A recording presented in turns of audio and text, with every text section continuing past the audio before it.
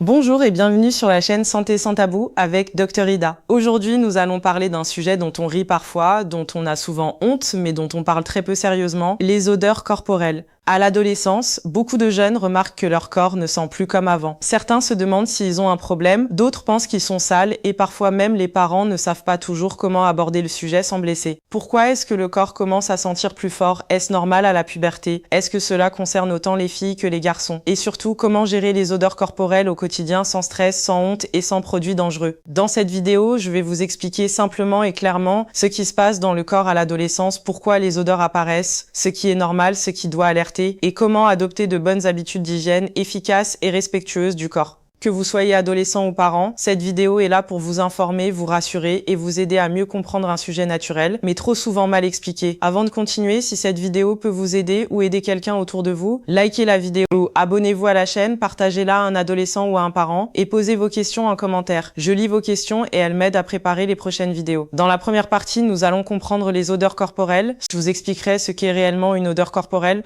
pourquoi elle apparaît et pourquoi elle devient plus marquée à la puberté. Premièrement, qu'est-ce qu'une odeur corporelle? Pour commencer, il est important de corriger une idée très répandue. Contrairement à ce que beaucoup pensent, la sueur en elle-même n'a presque pas d'odeur. En réalité, l'odeur apparaît après la transpiration. Lorsque nous transpirons, la sueur entre en contact avec les bactéries présentes naturellement sur la peau. Ce sont ces bactéries qui transforment la sueur et produisent l'odeur que l'on peut sentir. Autrement dit, c'est pas la transpiration qui sent mauvais, mais la réaction entre la sueur et les bactéries. Et cela nous amène à un message très important, surtout pour les adolescents. Sentir n'est pas synonyme de saleté. Même une personne propre, qui se lave régulièrement, peut avoir des odeurs corporelles. C'est un phénomène normal, naturel et lié au fonctionnement du corps. Comprendre cela permet déjà de réduire beaucoup de stress et de culpabilité, car les odeurs corporelles ne définissent ni l'hygiène, ni la valeur d'une personne. Deuxièmement, pourquoi les odeurs apparaissent surtout à la puberté? Pour comprendre cela, il faut savoir que le corps change profondément à la puberté. En effet, sous l'effet des hormones, certaines glandes de la peau, qui étaient peu actives pendant l'enfance, commencent à fonctionner. Ces glandes sont responsables d'une transpiration différente de celle que l'on avait avant. Ainsi, la sueur produite à l'adolescence est plus riche en substances. Or, cette sueur riche attire davantage les bactéries naturellement présentes sur la peau. Par conséquent, les bactéries se multiplient plus facilement et transforment cette sueur, ce qui explique pourquoi les odeurs deviennent plus fortes qu'avant. Il est important de retenir une chose essentielle. Ce phénomène est un signe de maturité du corps. Cela signifie que le corps grandit, évolue et entre dans une nouvelle étape de développement. Ce n'est ni une maladie, ni un problème d'hygiène, ni quelque chose de honteux. Bien sûr, ces odeurs peuvent être gênantes, mais elles sont normales à la puberté et peuvent être gérées avec de bonnes habitudes, ce que nous verrons dans la suite de la vidéo. Troisièmement, les zones du corps les plus concernées. Maintenant que nous avons compris pourquoi les odeurs apparaissent, voyons où elles se manifestent le plus souvent. En réalité, les odeurs corporelles ne sont pas réparties de la même façon sur tout le corps, elles sont plus fréquentes dans certaines zones bien précises. Tout d'abord, il y a les aisselles. C'est l'une des zones les plus concernées car on y trouve beaucoup de glandes responsables de la transpiration. De plus, c'est une zone souvent fermée, chaude et peu aérée, ce qui favorise la multiplication des bactéries. Ensuite, il y a les pieds. Les pieds transpirent beaucoup, surtout lorsqu'ils sont enfermés toute la journée dans des chaussures. L'humidité, associée à la chaleur, crée un environnement idéal pour les odeurs. La zone intime est également concernée. C'est une zone naturellement chaude et humide. Elle possède une odeur naturelle propre à chaque personne. Une odeur légère est normale et ne doit pas inquiéter. Enfin, chez certaines personnes, le cuir chevelu peut aussi dégager des odeurs. Cela peut être lié à la transpiration, au port prolongé de casquettes ou de coiffures serrées, ou encore à une accumulation de sébum. En résumé, si ces zones sentent plus que d'autres, ce n'est pas un hasard. Ce sont des zones chaudes et humides et ce type d'environnement favorise naturellement les odeurs. Comprendre cela permet de mieux adapter les gestes d'hygiène plutôt que de se laver excessivement tout le corps sans distinction. Dans la deuxième partie, nous verrons les différences et les points communs entre les filles et les garçons, quelles odeurs sont normales, lesquelles doivent attirer l'attention et ce qui ne doit pas inquiéter. Nous allons commencer de parler des odeurs corporelles chez les filles. Après avoir expliqué les zones du corps les plus concernées, intéressons-nous à présent aux odeurs corporelles chez les filles, un sujet souvent source de gêne, mais qui mérite d'être abordé avec calme et sans tabou. Chez les adolescentes, les odeurs corporelles peuvent avoir plusieurs origines normales. Tout d'abord, il y a la transpiration, notamment au niveau des aisselles, du dos ou des pieds, comme chez les garçons. Ensuite, il y a les règles. Pendant cette période, le corps subit des changements hormonaux et la présence de sang peut modifier l'odeur intime. Une odeur différente pendant les règles est fréquente et dans la majorité des cas, normale. Il y a aussi les pertes vaginales normales. Ces pertes font partie du fonctionnement naturel du corps féminin. Elles peuvent avoir une légère odeur propre à chaque personne qui n'est ni mauvaise ni inquiétante. Il est très important de retenir ceci. Une odeur légère, non gênante et sans autres symptômes est normale. En revanche, certaines situations doivent attirer l'attention. Il est conseillé de consulter un professionnel de santé si l'odeur devient très forte ou désagréable, si elle est associée à des démangeaisons, des brûlures ou des douleurs, ou si les pertes deviennent inhabituelles. Pour terminer, un message essentiel pour les adolescentes et les parents. Avoir une odeur intime naturelle ne signifie pas être sale. Le corps féminin possède son propre équilibre, qu'il faut respecter. Passons maintenant aux odeurs corporelles chez les garçons. Après avoir parlé des odeurs corporelles chez les filles, intéressons-nous à présent à ce qui se passe chez les garçons, un phénomène tout aussi normal à l'adolescence. Chez les garçons, les odeurs corporelles sont souvent plus marquées dans certaines zones, notamment sous les bras, aux pieds et dans la zone génitale. Ces zones transpirent davantage et sont souvent couvertes ou peu aérées, ce qui favorise les odeurs. Cette situation s'explique principalement par une transpiration plus abondante liée aux changements hormonaux de la puberté.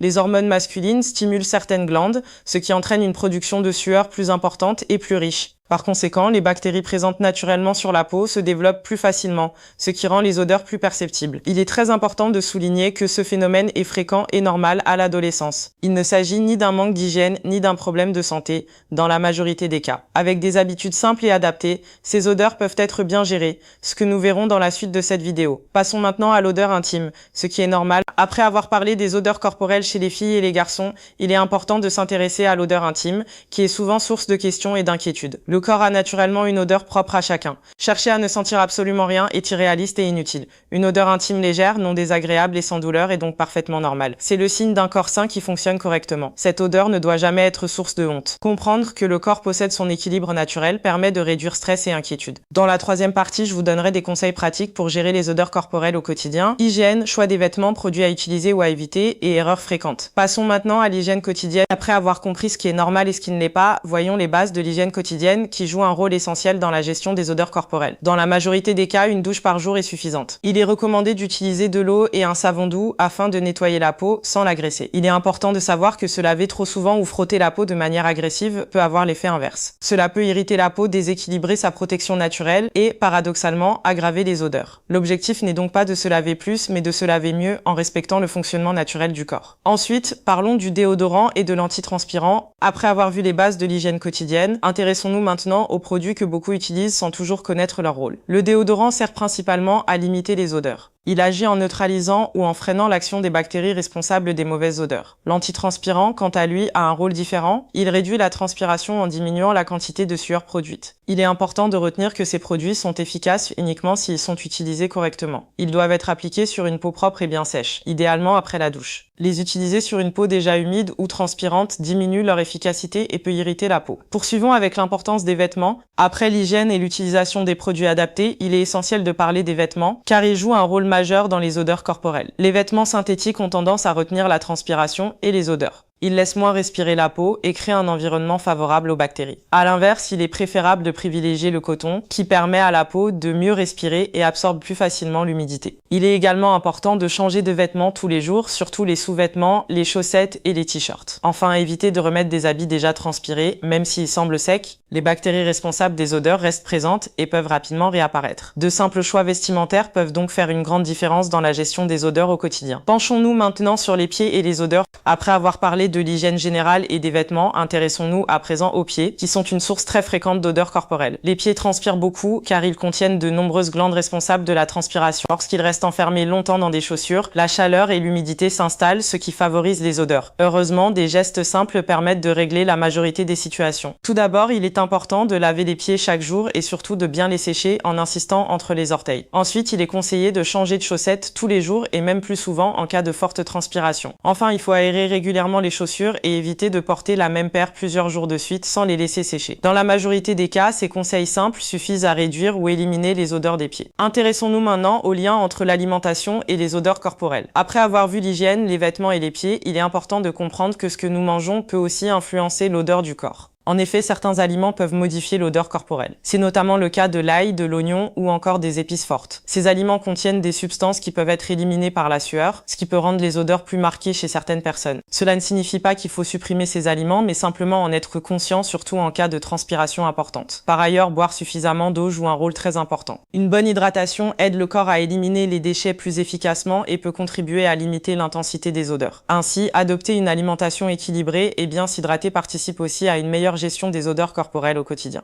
Enfin, parlons des parfums et des sprays. Après avoir abordé l'hygiène, les vêtements, les pieds et l'alimentation, il est important de faire le point sur l'utilisation des parfums et des sprays. Souvent mal compris, le parfum ne remplace jamais l'hygiène, il ne supprime pas les odeurs corporelles, il les masque temporairement. Mélanger un parfum avec une odeur corporelle déjà présente peut, au contraire, aggraver la situation et créer une odeur encore plus désagréable. C'est pourquoi il est essentiel de toujours se laver avant de se parfumer. Le parfum doit être appliqué sur une peau propre pour compléter une bonne hygiène et non pour la remplacer. Utilisé de cette manière, le parfum peut être agréable et discret, sans nuire à l'équilibre naturel du corps. Enfin, dans la dernière partie, nous parlerons de l'impact psychologique des odeurs corporelles et du rôle des parents. Comment en parler sans culpabiliser, sans humilier et quand il est important de consulter un professionnel de santé. Abordons maintenant la honte liée aux odeurs corporelles. Après avoir parlé des aspects physiques, il est essentiel de s'arrêter sur l'impact psychologique des odeurs corporelles. Souvent sous-estimé, beaucoup d'adolescents ont peur d'être jugés, critiqués ou moqués à cause de leur odeur. Cette peur peut devenir très lourde à porter au quotidien. Avec le temps, cela peut entraîner une perte de confiance en soi, un sentiment de honte, voire un repli sur soi. Certains jeunes évitent alors les autres, les activités de groupe ou même l'école.